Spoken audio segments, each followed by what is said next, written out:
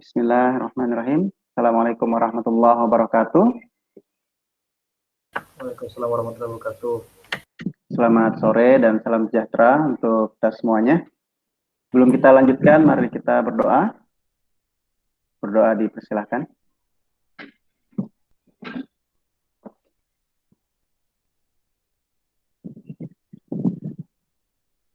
Berdoa selesai. Oke, untuk kimia analisis 1, pertemuan yang ketiga ya hitungannya ya. Ya karena kemarin itu review setara dengan 2 kali pertemuan ya. Oke. Sebelumnya di sini ada 1, 2, 3, 4, 5, 6, 7 orang ya yang ada di Google Classroom. Danang, bisa dites suaranya Danang? Tes Pak, tes. Oke, bisa ya. Kartini Eka Puspitasari. Hadir, Pak. Oke. Kristiani Novarianda. Hadir, Pak. Oke. Lulu Zulfa Salsabila. Hadir, Pak. Ya, Melayati. Hadir, Pak. Ya, ini yang belum Negi ya. Negi Iya, sudah Pak. ada belum ya? Belum ada ya. Dengan Ray juga, Pak. Ya, Reynaldi Rizky Pradana.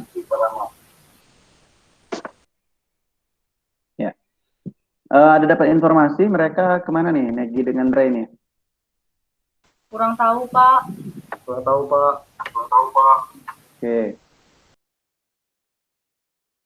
Coba diingatkan dulu ya, nanti sambil kita akan tetap mulai ya. Jangan lupa untuk absen ya.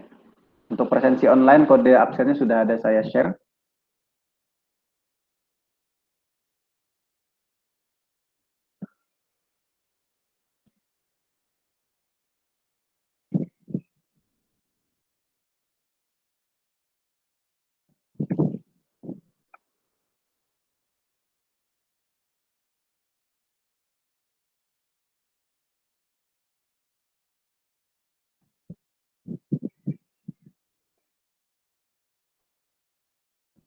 Oke.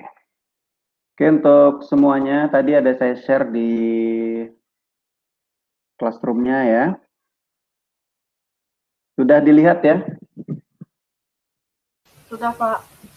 Oke. Nanti di akhir setelah ini ya, saya akan berikan pertanyaan-pertanyaan lah ya. Nah, terkait dengan materi tersebut. Jadi agenda kita yang pertama dan kedua kemarin itu sudah dilaksanakan pekan yang lalu ya. Itu berupa review, di mana review tersebut terkait dengan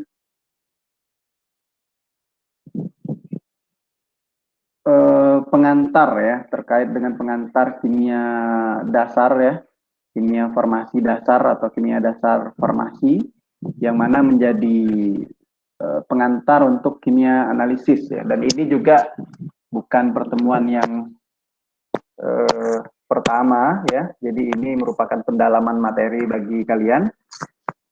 Nah, harapannya materi-materi yang terdahulu sudah dipelajari bisa diingat-ingat kembali dan kita akan melakukan pendalaman materi saja ya. Nah, kemarin sudah direview terkait dengan materi ya. Ada partikel penyusun zat, ada struktur elektronik atom, ada tabel sistem periodik unsur ya. Yang itu merupakan materi yang dasar sekali untuk diketahui ya. Nah, bahkan di situ juga sudah ada contoh-contoh perhitungan dan kalian sudah mengumpulkan. Nah, kemudian yang selanjutnya video yang kedua ada terkait dengan konsep mol.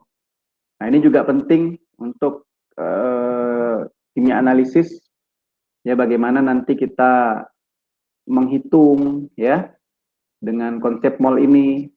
Nah, kemudian ada persamaan kimia dan stoikiometri. Oke. Semuanya sudah ya, kemarin sudah disaksikan ya 2 video tersebut ya. kurang lebih ya untuk review.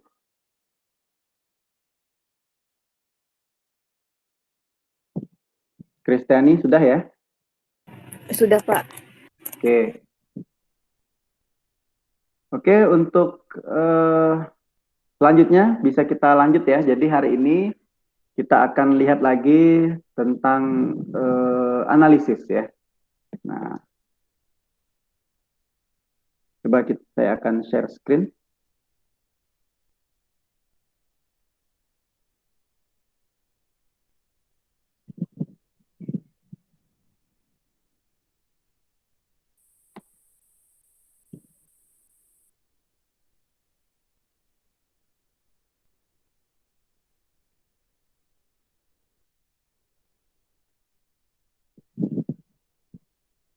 Oke.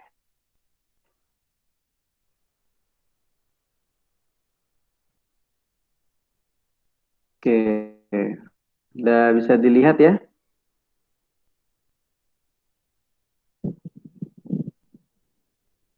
Oke ya, jelas ya. Nah, kita lihat sama-sama. Jadi,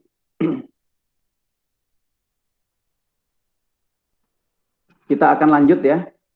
Sebelum kita nanti akan aplikasikan dalam analisis farmasi ya. Di mana kimia analisis 1 ini lanjutannya kalian akan mempelajari kimia analisis 2. Mungkin ada yang sudah lulus karena ini sifatnya pendalaman materi ya. Kemudian dilanjutkan dengan analisis farmasi.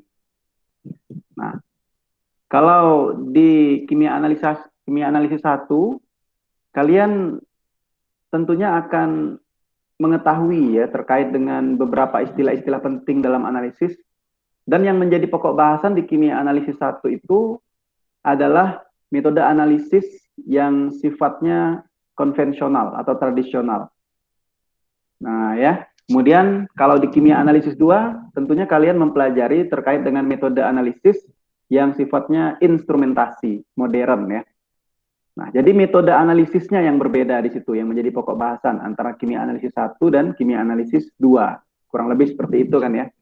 Nah, kemudian kalian lanjut ke analisis farmasi, di situ sudah mengaplikasikan metode-metode analisis yang dipelajari, baik itu kimia analisis konvensional, tradisional di kimia analisis 1, dan juga di kimia analisis 2 dengan metode instrumentasi atau modern ya. Maka kalian aplikasikanlah metode tersebut untuk melakukan analisis khususnya di dunia kefarmasian. Misalnya bentuk sediaan farmasi. Nah, ada preparasi sampel, sampai pengukuran, sampai nanti menginterpretasikan data hasil analisis. Seperti itu kan ya. Nah, kemudian tentunya ilmu ini sangat bermanfaat ya. Nah, dan banyak contoh yang bisa dilihat aplikasinya dalam ilmu farmasi, entah itu mengidentifikasi kandungan senyawa yang ada di bentuk disediaan obat ya. Tidak hanya obat, bisa kosmetik, bisa obat tradisional. Nah, bisa juga sampel biologis seperti itu. Jadi analisis farmasi ini bisa digunakan ya dalam beberapa keperluan tadi. Nah, termasuk juga nanti metode-metode tersebut bisa diaplikasikan dalam dunia forensik ya, farmasi forensik atau toksikologi klinik lah seperti itu. Nah ya, oke. Kalau dalam dalam sampel biologi bisa dengan sampel darah, ya, urin, kemudian rambut ya dan sebagainya, sampel biologis. Nah, kemudian kalau bahan sediaan farmasi bisa obat, bisa bahan obat tradisional. Nah, kemudian kalau obat tradisional nanti ingin melihat misalnya bahan kimia obat ada nggak di dalam suatu obat tradisional, jamu misalnya. Jadi analisis bahan kimia obat dalam sediaan obat tradisional. Nah, yang seharusnya tidak boleh terdapat bahan kimia obat di dalam obat tradisional. Nah, ternyata di situ dianalisis. Nah, di situ bisa diketahui ya, bisa diaplikasikan dalam dunia industri, bekerja di industri farmasi, di BPOM ya. Kemudian bisa juga di laboratorium penelitian dan sebagainya. Luas sekali ya, bisa diaplikasikan. Nah, kemudian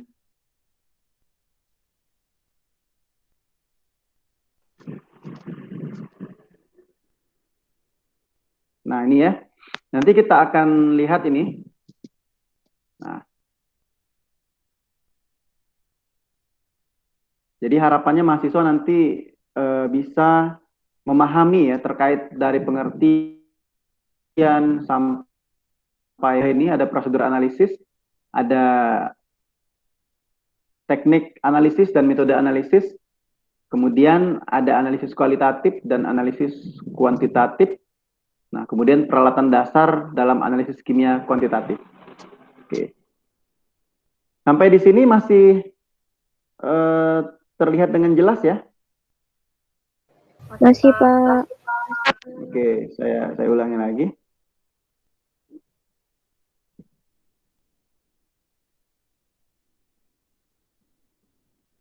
Oke.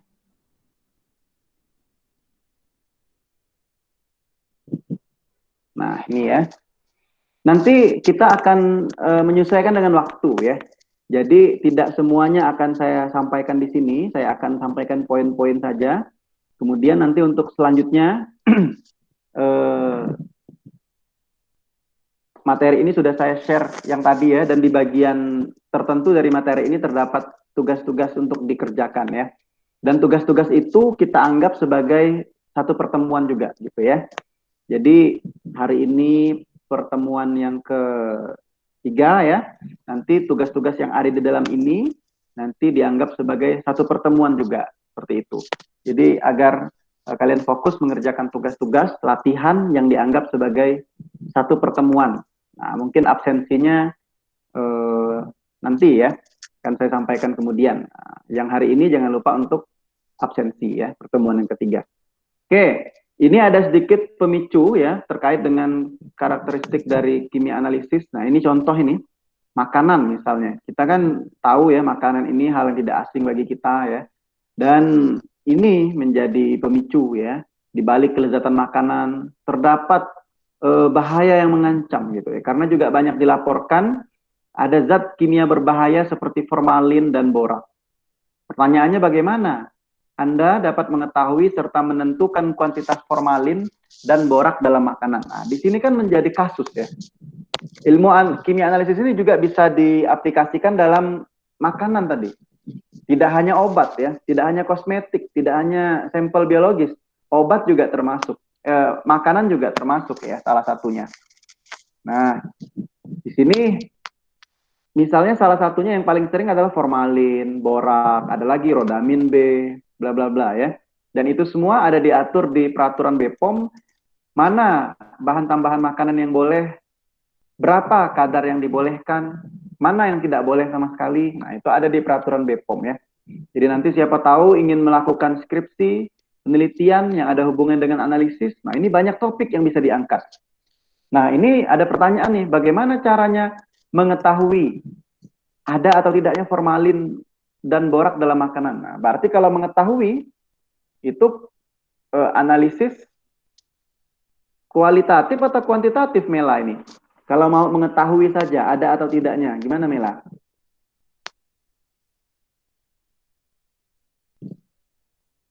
Halo Mela Hayati? Terdengar suaranya?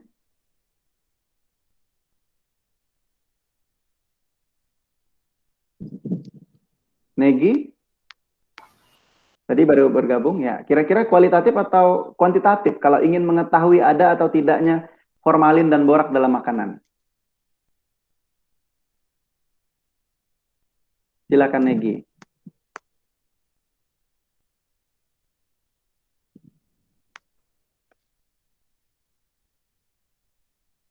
Ya, silakan. Harap untuk aktif ya, karena penilaian juga akan dinilai dari proses perkuliahan, keaktifan ya. Ya, saya lempar. Siapa yang mau berkomentar? Kualitatif, Pak. Melihatnya, Pak. Ya, melihat. Ya. Ada atau tidaknya? Kualitatif, Pak. Kualitatif. Dadang juga tadi mengatakan kualitatif ya. Oke. Nah, kalau untuk menentukan kuantitasnya, jumlahnya, nah itu kuantitatif ya. Di situ harus bisa membedakan. Ya, jadi untuk menentukan itu, menjawab tadi itu, maka kita harus bagaimana? Ya, harus mempelajari kimia analitik ini gitu. Ya, kimia analitik ini. Nah, baik itu kimia analitik 1, kimia analitik 2, itu kan metodenya yang dipisahkan jadi dua. Ada 1 dan 2 itu agar dipecah gitu ya. Ada metode konvensional, biasanya di kimia analitik 1, metode yang modern, instrumen di kimia analitik 2 ya. Nah, jadi perspektif kimia analitik itu untuk menyelesaikan masalah gitu ya. Karena memang kimia analitik ini diawali dengan masalah. Misalnya, menentukan kandungan borak ataupun zat pewarna, misalnya rodamin pada jajan anak-anak gitu ya. Atau pada jajanan tradisional, di pasar tradisional gitu kan. Untuk menentukan kandungan borak misalnya. Rodamin B. Kemudian menentukan jenis ataupun kuantitas zat-zat atau komponen. Nah, ini tentunya ada tahapan-tahapan ya. Nah, inilah tahapan-tahapan yang bisa dilakukan untuk menyelesaikan kimia analitik itu setidaknya ada ini ya. Mulai dari ada 5 lah ya, mengidentifikasi, mendefinisikan masalah. Apa sih identifikasi atau definisi masalahnya dulu ya? Ya, sama juga nanti mau buat tugas akhir, diawali dari rumusan masalah. Kita yang menentukan rumusan masalah, kita yang menentukan hipotesis, kita yang meneliti, kita kemudian menyimpulkan. Ya itulah ya namanya dalam pelajaran pun, dalam tugas akhir juga diawali dari masalah. Ya. Demikian juga halnya kimia analitik ini. Nah, kemudian baru dirancang prosedur eksperimennya, kemudian baru dilaksanakan, kumpulkan data, kemudian dianalisis data hasil eksperimennya, baru dilaporkanlah hasil eksperimennya. Nah, ini adalah tahapan-tahapan dalam menyelesaikan kimia analitik ya. Nah, ini kalau dilihat dari tahapan yang pertama ini tadi, mengidentifikasikan masalah, jadi nanti seorang farmasis itu menentukan jenis informasi yang diperlukan. Kualitatif kan ya, kuantitatif, mengkarakterisasinya. Nah, kemudian kedua baru merancang prosedur eksperimen. Nah, di sini nanti seorang farmasis bisa menetapkan kriterianya, apa yang mau dirancang nih dari segi presisi, akurasi, ya. Kemudian waktu, biaya, sensitivitas. Nah, kemudian mengidentifikasi juga pengganggu-pengganggu yang mungkin terdapat di dalam prosedur eksperimen ya. Kemudian menyeleksi metode yang tepat. Nah, metode kan banyak sekali nih dipelajari di kimia analitik 1, di kimia analitik 2. Nah, kira-kira metode yang mau digunakan nih apa ya yang cocok? Nah, misalnya kalau kita ada sampel ingin menganalisis kandungan logam yang ada di dalam kosmetik, merkuri, timbal dan sebagainya lah ya, ataupun di dalam makanan. Nah, maka salah satu metode yang bisa digunakan kan adalah yang bisa menganalisis logam ya atau mineral, yaitu bisa dengan metode kualitatif yang dipelajari di kimia analisis 1, metode konvensional ya yang dipelajari di kimia analisis 1 misalnya titrasi. Nah, titrasi kompleksometri misalnya. Nanti di pertemuan selanjutnya akan kita sampaikan itu ya. Ada beberapa macam metode itu. Kemudian bisa juga dengan metode yang modern atau instrumentasi, misalnya AAS ya, atau SSA. Nah, seperti itu. Jadi menyeleksi metode yang tepat. Nah, sampailah nanti menetapkan strategi sampling. Bagaimana nih melakukan samplingnya. Langkah ketiga baru dilaksanakanlah eksperimen tadi ya. Nah, tentunya alat-alat yang digunakan, instrumen yang digunakan, dikalibrasi dan sebagainya ya.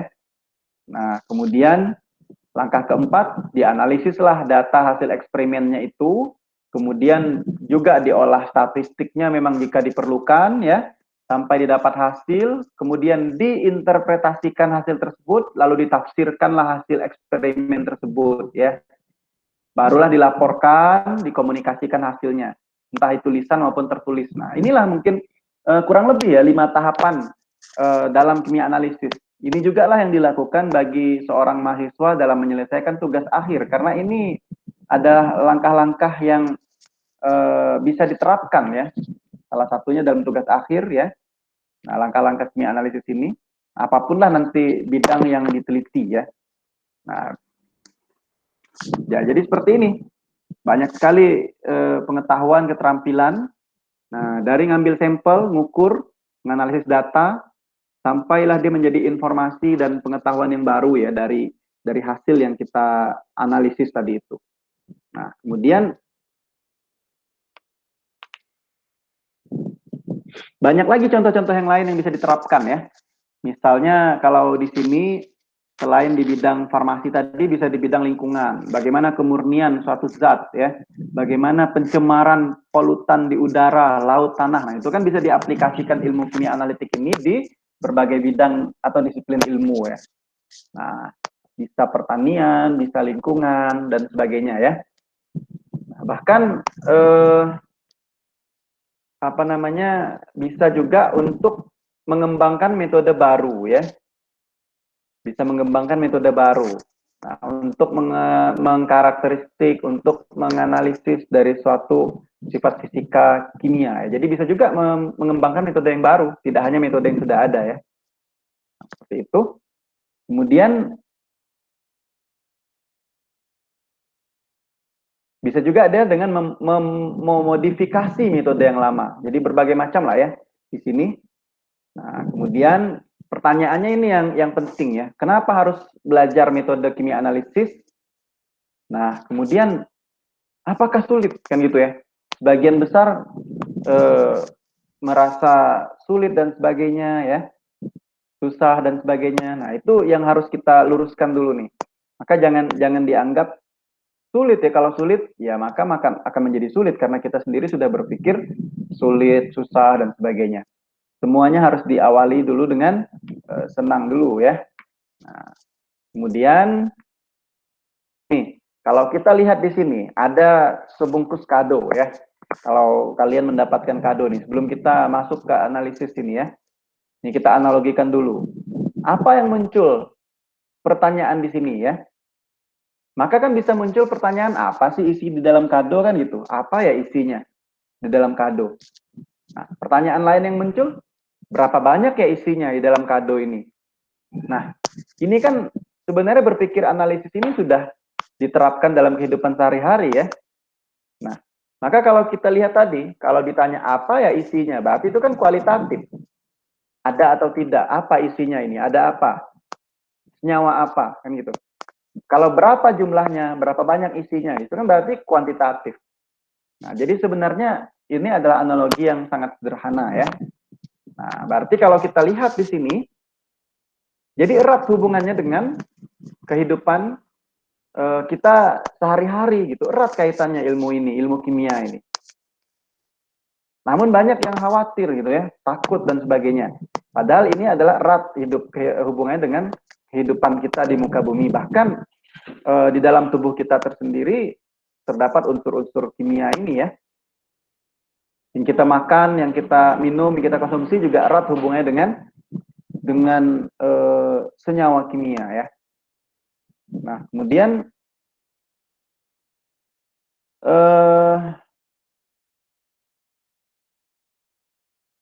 jadi di sini ya, semua materi dijelaskan dengan pemahaman kimia, kemudian kalau ingin menganalisis komponen materi dibutuhkan ilmu kimia ya. Jadi banyak sekali dari ilmu kimia tersebut dan salah satunya adalah kimia analitik ya, atau kimia analisis. Nah, ini adalah yang menjadi dasar dari analisis farmasi dan tentunya kalian semua sudah mempelajari kimia analisis 1 bahkan 2 ya. Kemudian analisis farmasi juga mungkin sudah ya. Dan ini adalah menjadi dasar dari analisis farmasi sebagaimana yang disampaikan tadi. Di kimia analitik belajar metodenya ya, di analisis farmasi nanti penggunaan metode tersebut untuk kebutuhan tertentu. Kalau analisis farmasi berarti yang ada hubungannya dengan dunia farmasi, entah itu obat ya, kemudian juga makanan, obat tradisional, bahan obat, termasuk juga sampel biologis. Nah, jadi luas sekali nih penerapan ilmu kimia dan cabang-cabangnya ini ya, bisa diterapkan dari kimia analisis ini di ilmu farmasi, tentunya ilmu kita sendiri ya, termasuk ilmu kedokteran, lingkungan tadi seperti polutan yang ada di udara, air, cemaran di tanah dan sebagainya, luas sekali bisa diterapkan. Nah, inilah aplikasi yang bisa diterapkan. Nah, dalam dunia pertanian, menganalisis tanah, pupuk, pakan ya. Di lingkungan ada polutan, ada limbah. Di industri, termasuk industri farmasi, nanti menganalisis bahan baku, kemurnian bahan baku, ada enggak matrik-matrik zat-zat lain yang terkandung di dalam bahan baku, pengotornya dan sebagainya ya. Quality control, analisis produk ya. Untuk kesehatan dan BPOM, analisis obat, darah, urin ya. Nah, termasuk juga makanan. Ya, banyak sekali bisa diaplikasikan. Nah, itu ya. Artinya ilmu ini sangat penting untuk kita kuasai ya. Nah, maka di sini kalau melihat perbedaan ya dari segi istilah kimia analitik, analisis kimia, jadi hanya dibalik gitu ya, ternyata maknanya juga agak sedikit berbeda ya. Kalau di kimia analitik itu terkait dengan pengembangan dan validasi metode baru, ataupun metode yang sudah ada itu diperbaiki, dimodifikasi misalnya. Jadi lebih kepada metodenya. Tapi kalau analisis kimia, lebih kepada pekerjaan rutin dalam mengaplikasikan metode tadi. Nah, jadi kalau dibalik istilahnya itu sudah agak berbeda maknanya ya. Nah, kalau kimia analisis terkait dengan metodenya, analisis kimia terkait dengan aplikasi dari metode itu. Tuh. Kemudian ruang lingkupnya, jadi salah satu cabang ini kimia analitik ini dari ilmu kimia, salah satunya ya. Nah, untuk mempelajari apa? Cara mengenal, cara mengidentifikasi, berarti tadi kualitatif ya. Dan juga menetapkan kadar dari satu sampel, berarti kuantitatif. Di situ kan kata kuncinya ya, ada kuali, ada kuanti. Nah, kemudian hal yang penting ini adalah dia juga mendasari analisis dan pemisahan sampel. Nah, jadi di sini juga penting nih. Kimia analisis ini mendasari analisis dan pemisahan sampel. Karena ada sampel yang tidak bisa langsung diukur, tapi harus dipreparasi dulu, dipisahkan dulu, diekstraksi dulu, dan sebagainya. Nah, jadi di sini ada pemisahan, ada pengukuran. Gitu ya. Nah, pemisahan itu kan untuk mendapatkan analit yang diharapkan untuk diukur ya, sehingga dipisahkan dari matrik-matrik pengganggunya misalnya. Karena tidak semua sampel bisa langsung diukur. Ada yang harus dipisahkan dulu. Kalau darah misalnya ada yang disentrifuge dulu dan sebagainya. Nah, kemudian dari kimia analisis ini bisa juga nanti untuk memperoleh aspek kualitatif seperti yang disampaikan tadi, ada atau tidaknya ya, kuantitatif berapa jumlah, berapa banyak, berapa kadarnya, termasuk informasi struktur ya. Nah, ini juga termasuk dalam analisis, kimia analisis ya, strukturnya bagaimana dan sebagainya. Nah, kemudian ini tadi sudah disampaikan, kualitatif ada atau tidak ya. Bagaimana kualitasnya, ada atau tidak, bagaimana keberadaan suatu unsur, suatu zat, suatu analit tuh di dalam sampel. Nah, kalau kuantitatif jumlahnya, kuantitasnya, kadarnya gitu ya, yang ada di dalam sampel. Nah, itu saya rasa semuanya sudah bisa membedakan. Kalau struktur, bagaimana letaknya, pengaturannya di dalam ruang ya, ikatan-ikatan antara atom-atom tersebut bagaimana, gugus-gugus fungsinya bagaimana. Nah, seperti itu nanti tentunya menggunakan alat-alat tertentu ya. Kalau gugus fungsi misalnya infrared ya, FTIR dan sebagainya. Nah, seperti itu ya. Kalau massa nanti bisa GCMS ya. Nah, dengan alat-alat tertentu. Dan alat-alat itu sudah dipelajari di kimia analisis 2 terkait dengan instrumentasi analisis ya yang modern. Nah, ada istilah lagi nih, kalau disebut dengan analit berarti itu adalah komponen unsur senyawa yang ada dalam sampel yang akan kita tentukan jenisnya itu apa dan jumlahnya berapa. Nah, itu yang disebut dengan analit. Itu hanya istilah saja ya. Ada yang disebut dengan analit. Oke. Oke, ini tadi disampaikan kimia analitik luas digunakan, tidak hanya dalam bidang kimia saja, tapi berbagai bidang disiplin ilmu ya. Nah, ini tadi yang bisa dilakukan, bisa digunakan untuk menentukan uji kualitas, uji kualitatif.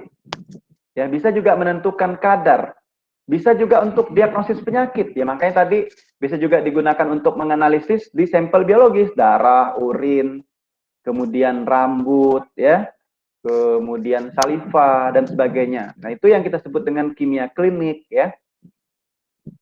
Nah, yang biasanya digunakan oleh erat kaitannya dengan analis kesehatan, ya, analis ataupun teknologi laboratorium medik. Nah, untuk penelitian juga seperti itu tentunya, ya, untuk penelitian. Jadi ini adalah beberapa penggunaan kimia analisis dalam berbagai bidang. Nah, seperti itu. Kemudian kalau uji kualitas, nah ini kan tadi ada kualitas, ada kadar, ada diagnosis penyakit, penelitian, ya.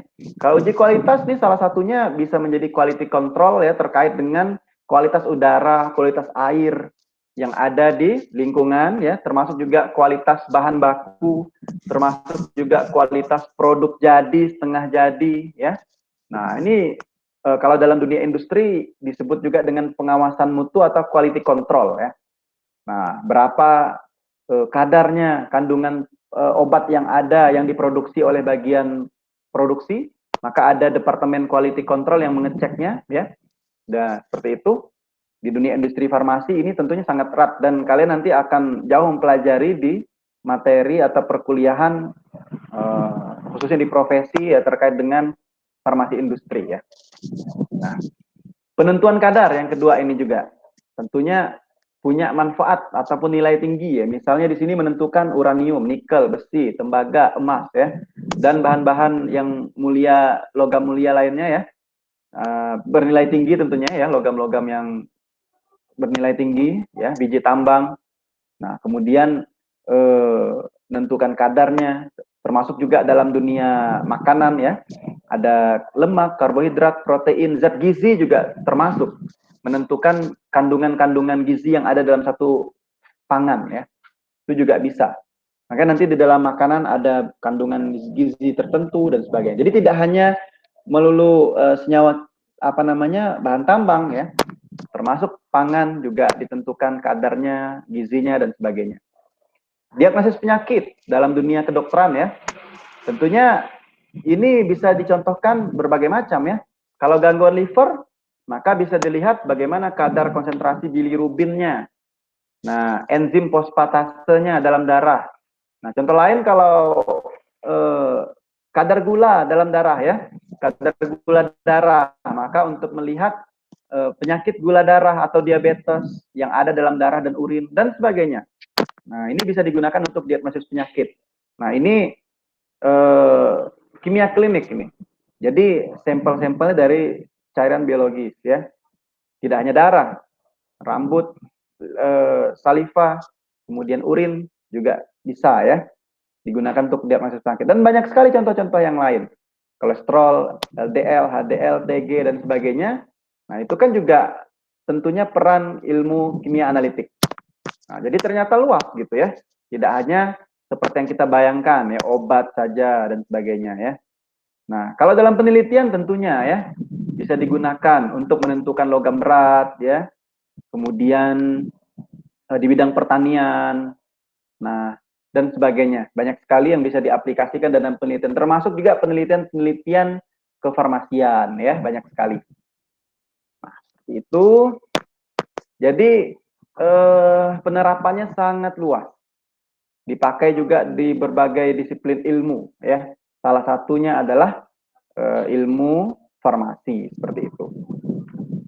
Kemudian kalau kita lihat lebih jauh, ini adalah contoh, ya, di bidang penelitian farmasi dan kedokteran serta kimia klinik. Nah, kimia analisis ini bisa digunakan nih contohnya, analisis obat barbiturat, ya, analisis kandungan keracunan makanan, kandungan arsen dalam kuku dan rambut. Nah, jadi kuku dan rambut ini bisa menjadi sampel untuk dianalisis, ya, untuk melihat arsen, keracunan ataupun kematian seseorang. Nah, kasus-kasus yang dulu mungkin kalian pernah saksikan itu bisa dilihat dari kuku, rambut. Karena kalau dalam darah dan urin itu kan ada batas waktu, ya.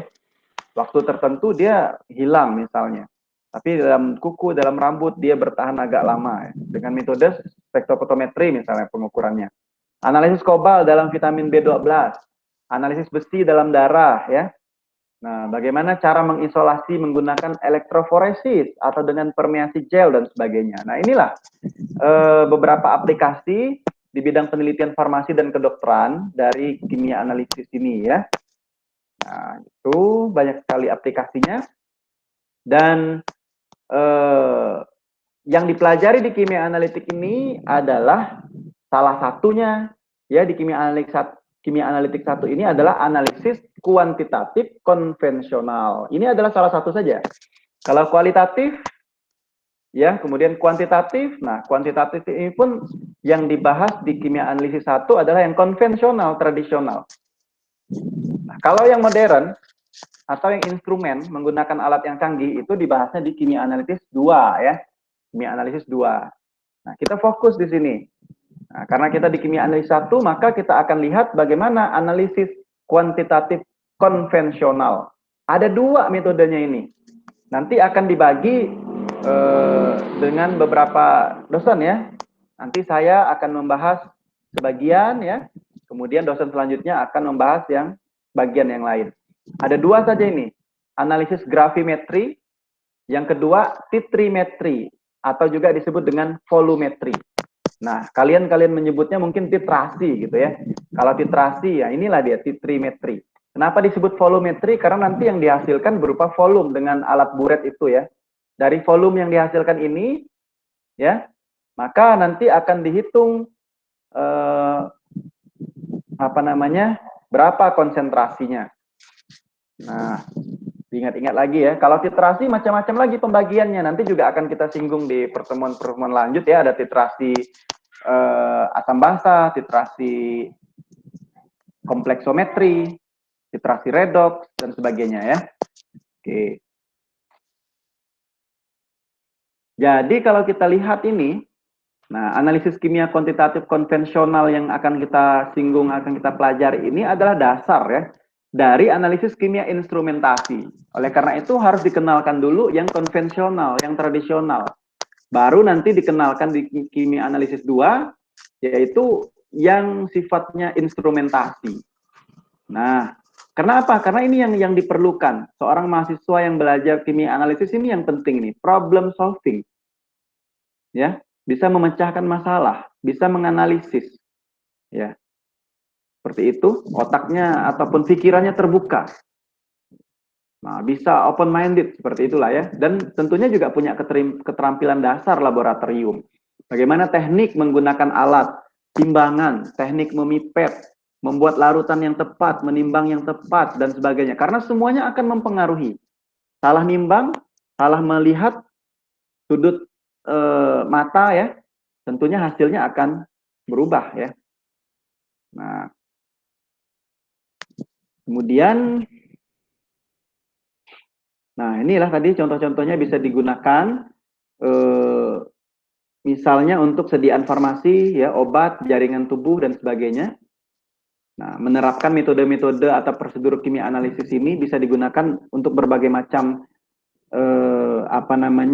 sampel ini. Bisa farmasi, obat, jaringan tubuh, dan sebagainya ya. Nah, ini. Jadi kimia analitik ini bukanlah, kalau ditanya kimia analitik itu bukan sekedar spektro, bukan sekedar titrasi, kromatografi. Tapi kimia analitik itu adalah suatu eksperimen, pengamatan, pengembangan fakta, pengambilan kesimpulan. Jadi sangat luas. Nah, yang disebutkan di atas ini adalah salah satu instrumen-instrumen yang digunakan ya untuk pengambilan kesimpulan tadi ya. Nah, seperti itu. Kemudian siapa sih sebenarnya ahli kimia analitik ini? Nah, siapa? Ternyata seorang ahli kimia analitik itu adalah problem solver. Jadi seseorang yang menyelesaikan masalah. Nah, disitulah kata kuncinya di sini. Ketika ada problem pertanyaan seperti yang di awal tadi, nah maka seorang ahli kimia analitik dia punya solusi. Bagaimana nih caranya bisa menjawab nih pertanyaan gitu ya, pemicu. Nah, sebenarnya menantang ya, menantang ini. Dan ini diperlukan dalam berbagai bidang seperti itu. Nah, ini mengerjakan pekerjaan dengan efektif kalau seorang problem solver tuh. Ada pendekatan analitik ya, menyelesaikan masalah. Tentunya mahir dalam sejumlah teknis analisis ya. Jadi tidak hanya satu teknik analisis saja, tapi sejumlah teknik analisis itu mahir. Sehingga nanti bisa memilih menggunakan teknik analisis yang mana. Nah, ini pendekatannya ya, menetapkan masalah dengan tepat, sampel yang tersedia itu representatif, pemisahan kimia itu kalau diperlukan bisa dilakukan ya, menghitung hasilnya sampai menginterpretasikan informasi. Nah, itu adalah pendekatan dalam analisis. Nah, ini adalah ada beberapa istilah di sini. Tadi analit udah kita bahas. Kemudian ini ada yang disebut juga dengan prosedur analisis. Nanti ada yang disebut dengan tabel seperti ini ya. Nah, ada prosedur analisis, ada metode analisis, ada teknik analisis. Nah, ini adalah istilah-istilah yang serupa tapi sebenarnya beda ya. Kita lihat dulu prosedur analisis. Nah, prosedur analisis itu adalah kadang dikacaukan dengan istilah teknik analisis, metode analisis, padahal ketiga istilah tersebut beda. Nah, inilah tadi skemanya. Ternyata kalau prosedur analisis itu lebih luas ya. Nah, lebih sempit lagi ada metode analisis. Nah, lebih sempit lagi di situ ada teknik analisis. Nah, kalau kita lihat di sini, ada kalibrasi, penyiapan alat dan wadah, sampling, menyiapkan sampel yang pertama ya. Misalnya diawetkan, homogenisasi, kemudian sampel disiapkan. Nah, di sini prosedur analisis nih. Mulai dari menyiapkan sampel, kemudian penyiapan sampel yang kedua, misalnya penyaringan, ya, pengasaman. Nah, kemudian penyiapan sampel lanjut. Nah, ini ada metode analisis. Kemudian pengukuran, evaluasi, ini teknik analisis. Nah, kalau kita lihat, kalau teknik analisis tadi yang paling sempit ya, teknik analisis ini yang paling sempit. Nah, kalau kita lihat di sini hanya merujuk pada pengukuran dan evaluasi saja. Nah, itu disebut dengan teknik analisis, mengukur dan evaluasi saja. Evaluasi hasil pengukuran. Kalau metode analisis, nah itu dia menetapkan kadar senyawa tertentu dan evaluasi hasil pengukuran. Jadi, metode analisis itu adalah teknik analisis ditambah dengan penetapan kadar ya. Nah, kalau prosedur analisis berarti lebih luas lagi. Rangkaian proses mulai dari persiapan sampel sampai evaluasi. Berarti penetapan kadar, evaluasi hasil pengukuran, kemudian ditambah lagi mulai dari persiapan sampelnya. Nah, itu adalah prosedur analisis. Jadi bisa dibedakan ya tiga istilah ini, yang lebih sempit, lebih luas, dan prosedur analisis ini lebih luas lagi. Oke. Jadi kalau kita lihat tahapan atau langkah-langkah prosedur analisis seperti yang disampaikan sebelumnya tadi juga ya, mulai dari mendefinisikan masalah, memilih teknik dan metode analisis, ngambil sampel, ada perlakuan sampel, sampai pengukuran analit yang diinginkan. Nah, ini adalah tahapan atau langkah-langkah prosedur analisis. Kurang lebihnya seperti ini.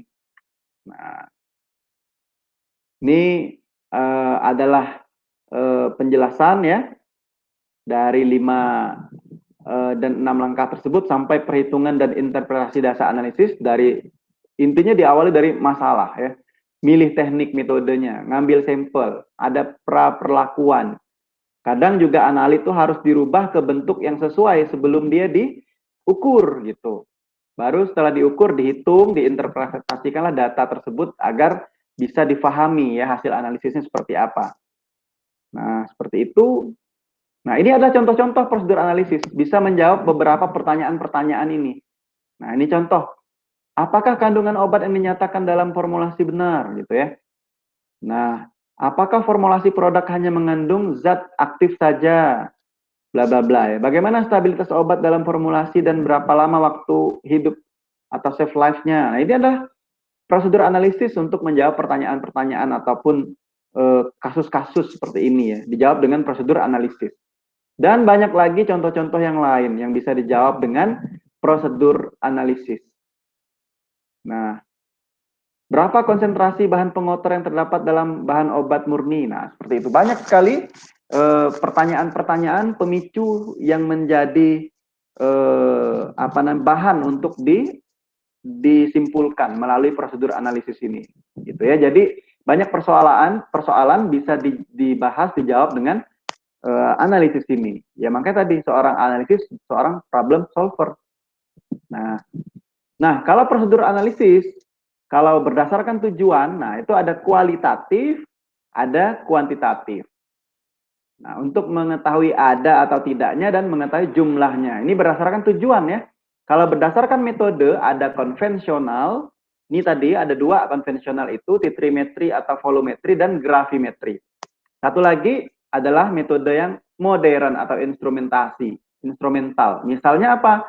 Spektrokromatographi, ya, elektrokimia, elektroforesis. Nah, spektro pun berbagai macam nih. Spektrofotometri UV vis, fluorometri, spektrofotometri serapan atom, HPLC dan sebagainya. Nah, kromatografi itu ada KLC, HPLC dan sebagainya ya. Itu modern. Instrumentasi yang dibahas di kimia analisis 2. Nah, di kimia analisis 1 ini yang dibahas hanya yang ini saja. Nah, metode konvensional. Nah, gitu ya. Kemudian, kalau berdasarkan senyawa yang dianalisis, ya bisa organik, bisa analisis senyawa anorganik.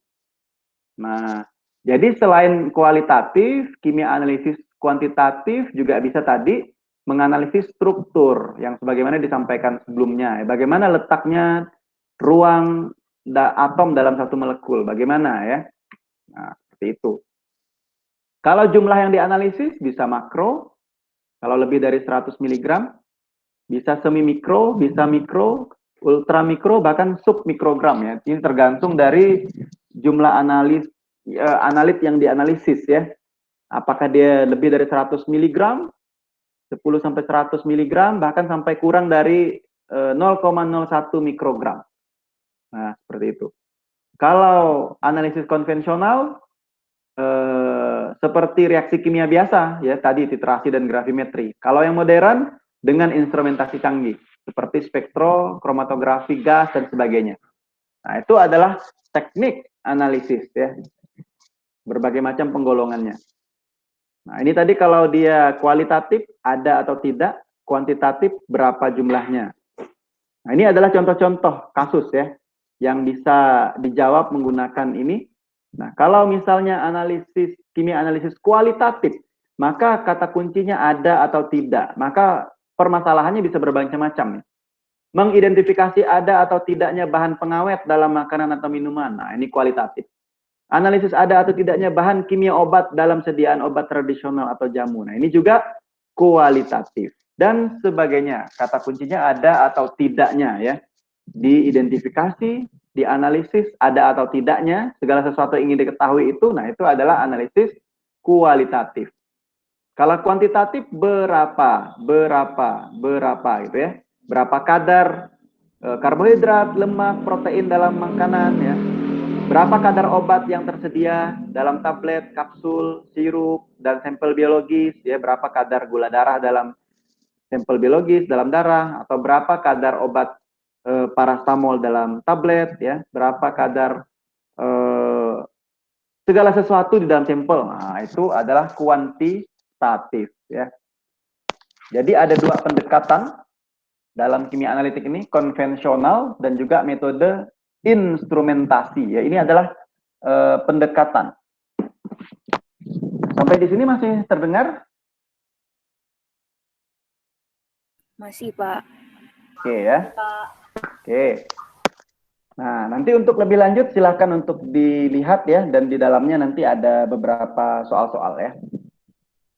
Kemudian kalau konvensional yang seperti dipelajari di kimia analisis 1 ya tentunya perlu pemahaman yang sederhana saja ya, alatnya sederhana ya, tidak begitu cepat perkembangannya ya. Contoh kalian biasa di lab itu kan menggunakan buret ya, titrasi, ataupun menggunakan timbangan nanti untuk menganalisis dengan metode gravimetri, berapa bobot konstannya dan sebagainya ya. Tentunya selektivitas dan sensitivitas juga kurang begitu bagus dibandingkan dengan instrumentasi ya. Tapi tentunya dalam beberapa hal menjadi pilihan menggunakan metode konvensional ini. Dengan metode konvensional bisa dilakukan ya, tentunya murah, mudah dan sebagainya. maka menjadi salah satu alternatif ya, selain menggunakan yang instrumentasi tadi. Tentunya masing-masing metode ada kelebihan, ada kelemahan ya. Kalau metode instrumentasi seperti yang dipelajari di kimia analisis 2, tentunya pemahamannya lebih kompleks ya. Perkembangan alat juga sangat cepat ya. Selektivitas, sensitivitas tentu lebih bagus. Dan banyak metode pilihan. Tentunya kelemahannya ya mahal alat tersebut. Kemudian memerlukan operator ya. Seseorang yang bisa mengoperasikan alat. Kemudian ada perawatan alat yang khusus dan sebagainya, listrik dan sebagainya ya, banyak. Jadi masing-masing tentunya ada kelebihan, ada kelemahan, dan seorang farmasis harus mempelajari keduanya. Harus mengetahui baik itu konvensional maupun instrumentasi. Bagaimana kalian belajar di farmaset harus bisa nimbang dengan timbangan yang tradisional ya, bisa juga tentunya nimbang dengan neraca analitik ya, yang dengan listrik dan sebagainya. Seperti itu. Nah, ini tadi kualitatif, ya tadi udah disampaikan ya, menjawab apa ya. Metodenya bisa metode fisika, bisa metode kimia, analisis kualitatif ini. Nah, kalau metode fisika, bisa organoleptik. Nah, mengetahui dengan panca indera, sifat-sifat fisiknya ya. Nah, ini yang biasa dilakukan di tugas akhir kan? Mengamati dengan mata, bentuk dan warna. Mengamati dengan hidung, bagaimana baunya, aromanya. Mengamati dengan jari, lidah, merasakan teksturnya, rasanya, dan sebagainya. Nah, itu metode fisika untuk mengamati organoleptik, kualitatif tadi ya, untuk melihat sifat-sifat fisiknya dengan panca indera kita. Nah, kemudian bisa juga untuk tetapan fisik ya. Misalnya titik lebur, titik didih, bobot jenis, indeks bias, kekentalan, viskositas dan sebagainya. Ini juga bagian dari uji dengan metode fisik ya. Nah, kemudian tentunya ya masing-masing tetapan itu memiliki karakteristik yang berbeda untuk setiap zat yang dianalisis. Nah, kemudian ada juga mikroskopi. Nah, secara fisik juga bisa dilihat dengan mikroskopi.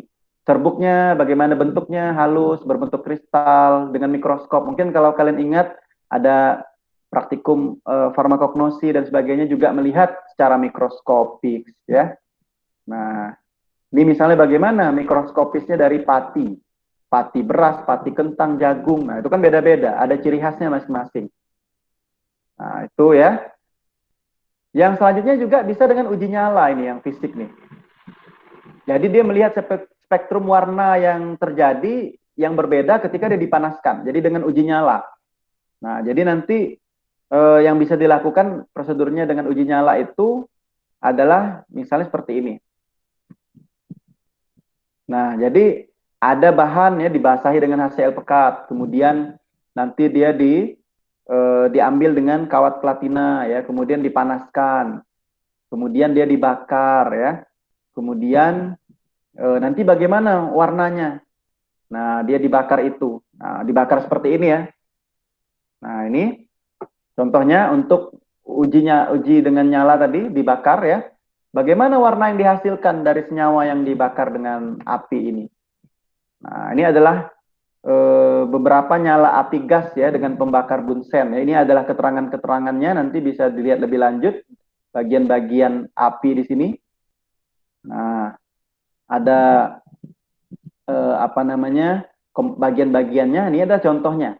Kalau warnanya misalnya kuning, berarti dia berisi senyawa Na. Nah, ini contoh-contoh kation ya, analisis kation. Bisa juga nanti menganalisis anion. Jadi warna apinya itu yang ditimbulkan bisa menentukan ya, misalnya kalau hijau kebiru-biruan berarti ada Cu di situ. Oh, kalau hijau menyala ada asam borat di situ dan sebagainya. Ini contoh ya, menganalisis kation dan warna api yang ditimbulkan. Nah, kemudian kalau anion juga bisa ya, itu metode yang fisika tadi contohnya. Kalau yang kimia, nah, kalau metode kimia tentunya ada reaksi yang spesifik yang diberikan di situ, yang terjadi. Entah itu membentuk gas, entah itu endapan, entah itu terjadi perubahan warna. ya. Tentunya ada ditambahkan reaksi atau reagen tertentu, namanya metode kimia seperti itu ya. Berbeda dengan yang fisik tadi. Nah, ini contohnya. Nah, ion karbonat ditambahkan dengan reaksi asam, maka akan membentuk gas CO2, misalnya seperti itu ya. Nah, sehingga apa? Mengeruhkan air kapur. Nah, ini contohnya. Ada reaksi kimia yang terjadi di situ. Kalau fisika tadi hanya fisiknya saja. Nah, itu yang kualitatif. Yang kuantitatif ini cara-cara menetapkan kadar, berapa kadar konsentrasi sampel ya. Maka di situ unsur yang dianalisis itu yang kita sebut dengan analit, atau nama lain dari analit itu adalah konstituen. Nah, jadi kalau ada istilah-istilah seperti ini nih sama aja ya. Konstituen, analit. Nah, tentunya hampir sama ya digunakan dengan analisis kualitatif itu. Tentunya ada proses kimia dan fisika juga seperti kualitatif. Jadi kuantitatif juga ada proses kimia, ada juga proses fisika. Nah, kalau kita lihat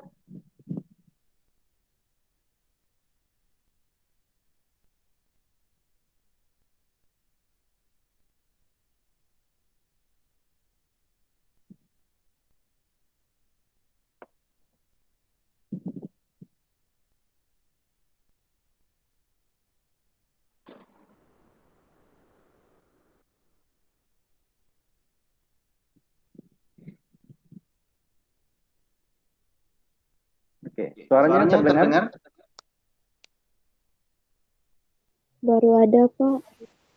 Oh, oke. Ya, tapi tadi baru ini ya, baru feedback ya suaranya. Baru hilang ya? Hilang tadi, Suaranya Pak, suaranya. Ya. Oke.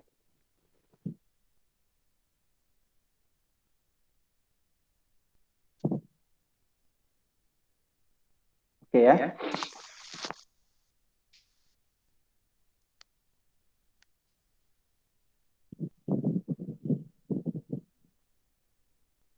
Nah, ini terdengar suaranya?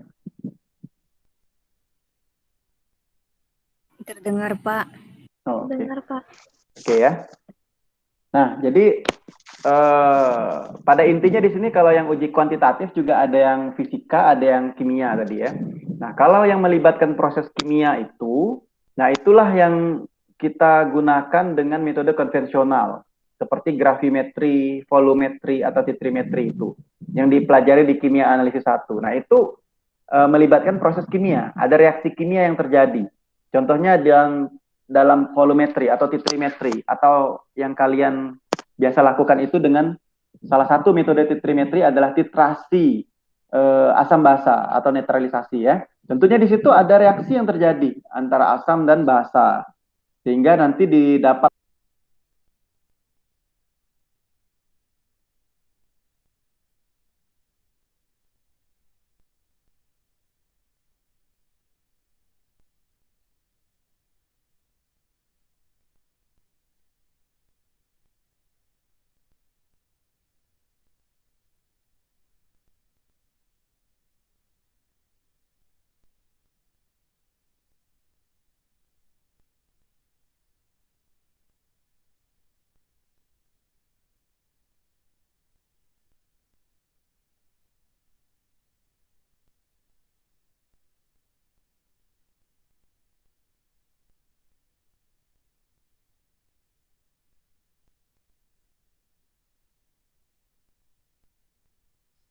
slide-nya masih nampak?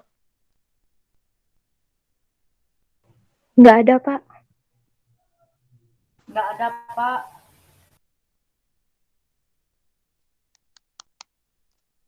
Slide-nya masih bisa dilihat? Nggak ada, Pak. Oh, nggak ada ya, oke. Oke ya. Oke, agak nyangkut. Oke, jadi itu tadi apa namanya, kurang lebih ya, kurang lebih. Nah, sekarang silahkan ya, karena waktu juga. Nah, silahkan nanti kalian lanjutkan lagi melihat materi yang tadi saya share Nah ya, kemudian nanti silahkan di resume ya. Kemudian di resume nanti dikomentari di kolom komentar. Oke, bisa ya? Bisa, Pak. Oke. Bisa, Pak. Oke, jadi materi tadi itu belum selesai saya ceritakan semuanya, tapi kurang lebih itulah ya untuk pertemuan pertama ini. Dan materi yang tadi silahkan dilanjutkan untuk dilihat dari materi yang linknya saya share, kemudian di resume. Tujuannya adalah dengan membaca di resume mudah-mudahan ada yang nyangkut gitu ya, mudah untuk lebih diingat. Kemudian dikirimkan di kolom komentar di link video tersebut ya. Selanjutnya nanti untuk pertemuan keempat, nah saya akan berikan kode absen lagi nanti ya. Mungkin bisa pekan depan ya, atau dalam ya pekan depan mungkin ya. Yang tentunya kalian nanti bisa lihat di dalam materi ini ada pertanyaan-pertanyaan. Kalian udah ketemu nggak tadi pertanyaan-pertanyaan di video ini? Ada sebagian, Udah, Pak. Pak. Ada ya di situ. Jadi nanti untuk pertemuan keempat tugasnya adalah mengerjakan pertanyaan-pertanyaan yang ada di link materi yang ada di materi ini ya. Nanti dikumpulkan, nanti tempat mengumpulkannya saya akan buatkan ya. Akan buatkan. Nah, mungkin segera akan saya buatkan tempatnya. Jadi waktunya itu bisa dalam 1 minggu ini. Jadi pertemuan keempat itu dalam 1 minggu ini, nanti pekan depan akan saya buatkan kode absennya. Nah, sekaligus tanda udah mengumpulkan gitu ya sebagai pertemuan keempat. Nah, pertemuan kelimanya nanti akan saya informasikan kembali seperti itu. Ya, ada pertanyaan kira-kira sebelum ditutup? Pak, untuk misi Pak mau nanya untuk tugasnya dibuat apa ya Pak? Jadi nanti dijawab bisa ditulis di kertas, kemudian difoto, dikirimkan ke Google Classroom boleh, atau mau diketik di Word boleh, mau diketik di PowerPoint boleh, bebas lah ya, bebas. Baik, Jadi Pak. mau ditulis tangan boleh, mau ditulis di laptop, komputer, melalui HP boleh. Yang penting dikirimkan ke Google Classroom gitu. Nanti akan saya buatkan malam ini ya. Jadi dalam waktu seminggu ini bisa mengerjakan, waktunya panjang dan bisa berdiskusi. Tapi saya harapkan tidak hanya ini ya mendapat jawaban dari teman terus dikumpulkan. Nah itu bukan yang saya harapkan. Ya, kalau memang dilakukan demikian ya maka itu tidak ada manfaatnya. Nanti ketika diberikan ujian, diberikan contoh soal ya, nanti hasilnya malah tidak memuaskan lagi ya. Jadi betul-betul lah digunakan untuk belajar. Kalau tidak tahu boleh tanya teman, diskusi bagaimana cara menjawabnya dan sebagainya. Tapi bukan hanya sekedar menyalin dan sebagainya ya. Nah, nanti akan saya periksa, jangan sampai hanya sekedar copy paste dan sebagainya ataupun re-upload dan sebagainya ya. Seperti itu ya amanahnya. Oke. Oke, kalau masih ada lagi pertanyaan?